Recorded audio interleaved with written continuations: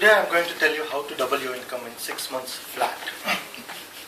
This is not rocket science, buddies. All you need to do to accomplish this, be little smart. You need to do several things right. First and foremost, remember, every boss will have a B spot. Try to find it. Once you find it, your career will be destined to be on the fast track. Now don't ask me what is a B spot. If you don't know, you don't even fit for a corporate job. Go and open a garage. You need to show in little ways that you care for your boss. Gone are the days of saying thank you, hi, hello, and being nice. For example, you can write a poem and send it to him. He'll be happy to take you out. If you don't know how to write a poem, contact Harsh Singh. He is in charity big time these days.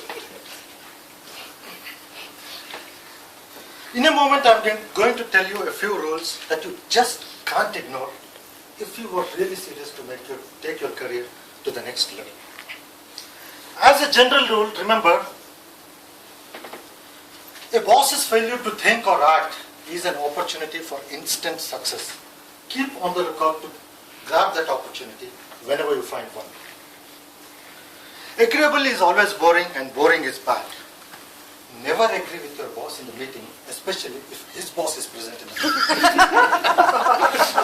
And in that meeting, try always to bring in a different perspective even if you yourselves do not have an idea.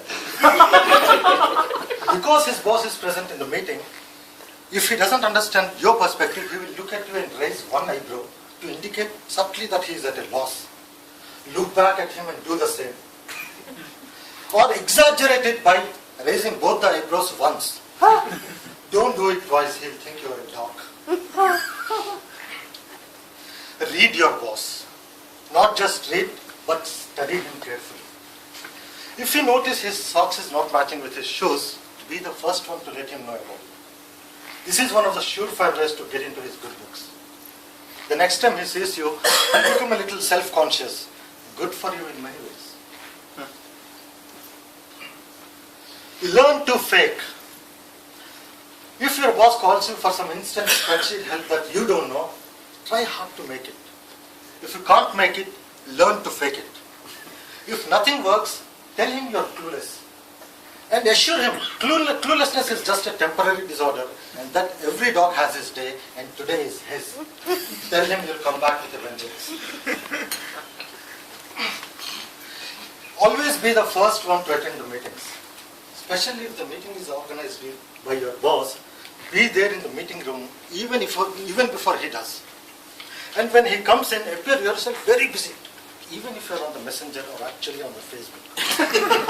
Invest in a cool pen and don't forget to bring the industry journals that you have bought, because only that is going to indicate that you have the subject knowledge inside out. And always insist to end the meeting on time.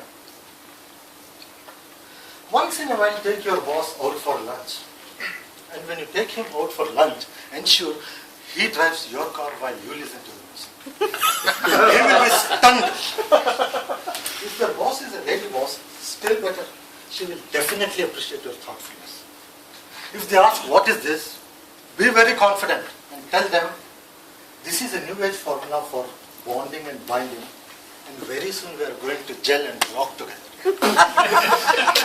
And finally ensure to make the situation so tricky that your boss ends up paying the bill because he wanted to.